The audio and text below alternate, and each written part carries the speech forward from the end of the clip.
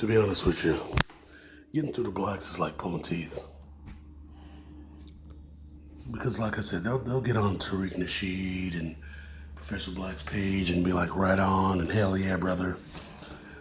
But in reality, like I always say, these niggas don't believe none of this shit until it directly impacts them. Even Emmett Till's mother didn't believe in this shit. They don't really believe it. And they don't like thinking about the fact that they SA partners ain't really they SA partners. And they don't want to believe that whites really don't fuck with them like that. There's a video on here I'll link, even though YouTube hates me linking stuff. And you can check out that vid. This kid he's kind of waking up, but he wants to resist because it sucks. I know it sucks. But it's the reality of being black. It's like nobody wants to hear. I was on Twitter talking to this black guy because I was like, the situation's not looking good, and it's not. Because what's going to happen is once these economic insurgents are allowed to work, blacks are going to suffer a lot more than they're already suffering now. They're making them economically and politically irrelevant. And whether they vote or withhold their vote, they aren't going to get what they want. Whether it's reparations, a crime commission, a hate bill specifically for them, they're not going to get any of that.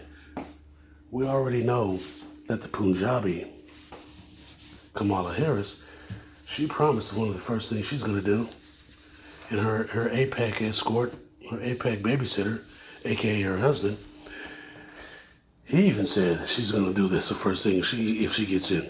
She was going to send a bunch of money to the apartheid ethno state, directly promising something to a certain ethnic group. Immediately, off rip.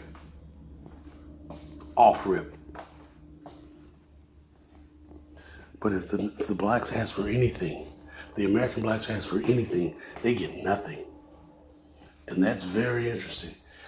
And so I'm talking to this guy about that. I'm like, isn't this kind of concerning? It's like, because you guys are going to withhold your vote and whoop-de-whoop. And he's like, well, we need to get away from the idea of races and blah, blah, blah, blah, blah. I was like, but aren't you like, you're part of the FBA movement. You're African American. You guys want reparations. Well, we're going to have to come together as a polarity of groups to get what we need. And I'm like, interesting. I just ended the conversation there because I already know it's going to turn into something dumb. See, niggas know that they've lost. They know that they've lost. They know that it's over. They know that they failed. And they know that these people are going to push them out. And they're just lying to themselves at this point, going, hopefully, we can suck up to these other groups. We can kiss their asses, and hopefully they'll give us some butter biscuits. They'll give us some crumbs from their tables. So now at this point, you're getting scraps from the guests in your country. And it's like, at some fucking point, you're gonna have to do what you really need to do. And that's not necessarily busting heads, although that's a part of it. But there's a lot of fucking things, like proactive shit that black people need to do, and they're not gonna do it. They're just gonna take it on the chin, man. They're gonna get their hips gripped, and that's it. They're hoping like Trump's gonna get in and kick them out. He's not gonna do none of that shit. I promise you, for every immigrant that gets kicked out, a bunch of them are gonna get jobs, and a bunch of them are gonna get citizenship. Fast track paperwork, land allotments, housing vouchers. They're gonna get, just like I said 15 fucking years ago. And you niggas were arguing with me. Whenever some African dude talking shit about black Americans, you clap back. He was on me hard. Oh, nigga, you're a coon. They call me a coon, a sellout, blah, blah, blah, blah, blah. But as soon as I talk about what these other races do to blacks, it's hate speech. You're just trying to separate people. Like, nigga, are you united? Like, and when did this happen? When did this imaginary unity come about? Because you're not united. They're not your friends. They don't want you around. They don't want you in their neighborhoods. They damn sure don't want you on these jobs. If you get some money and you get a position over them, oh, they're going to give you hell. There's a whole bunch of fucking TikToks of these niggas crying about that shit, but you motherfuckers are friends and separation and unity and diversity and all this dumb shit. Yeah, and I remember making that video about diversity. Every time I put a video about diversity, how it's bullshit, how it's used against you, and how it's for the other races to smash your asses into the ground, it's flagged for hate speech. And that's probably you niggas doing that shit. Because you're sucking and fucking other races. Because like I said, 15 fucking years ago, 20 goddamn years ago, the whole purpose of this nonsense that these people, blacks, do, the whole goddamn purpose is to suck and fuck their way into other races. Because they see them as sexual capital and they see them as a leg up over being black. Don't ever listen to these niggas. These niggas are full of shit.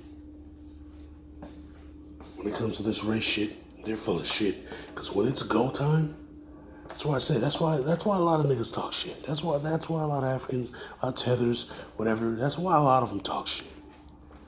Because everybody gets behind you and like, hell yeah, man, you're gonna kick up dust, you're gonna put in the work, you're gonna take charge, you're gonna do this, yeah, man, the white supremacists better watch out. Then you get in there and you're giving white supremacists double hand jobs and taking it from the back.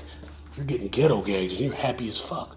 You're in the fucking neighborhood skipping around, wearing tight ass sweaters, trying to be down like Brandy. Huh? I'm not lying. And then you see the other rank and file blacks that they're broke as fuck. Rank and file black Americans, you're looking at them like they're fucking dirty ass monkeys. You're looking, talking to them with your nose up in the air, running your finger through your half-breed's hair. I've seen this shit. And when I point out any of this shit, it's hate speech, dividing people, everyone's coming together, and then you're on here, black motherfuckers. Yeah, black motherfuckers. Fuck out of here, nigga. These motherfucking blacks just want to fuck white people and these other little fucking races. That's all these assholes want. And this fucking tribalist is just mad. The other tribalists that are on here are just mad because I'm exposing this scummy ass people. Your people are shit. October 7th was set up by Ben Milikowski. Hummus and Pita. That's what I'm going to call them, Hummus and Pita. Those motherfuckers were created by Ben Milikowski so that they can disrupt any sort of diplomatic solution. So yeah, October 7th was this fucking setup.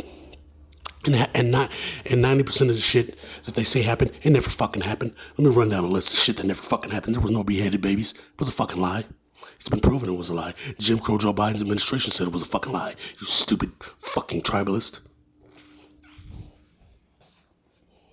But you know what's real? They blew up a hospital. Recently, they just blew up a school. There was no hummus and pita in there. And the whole watermelon thing, that's some FBI bullshit. Fuck the FBI. Those motherfuckers are lying. That's a psyop. That's a goddamn psyop to start some shit. That's kind of like how 4chan members started that shit where it was like, piss for sexual assault. Piss on yourself for sexual assault. Just to get them to do it. That's what that was. That was a fucking psyop.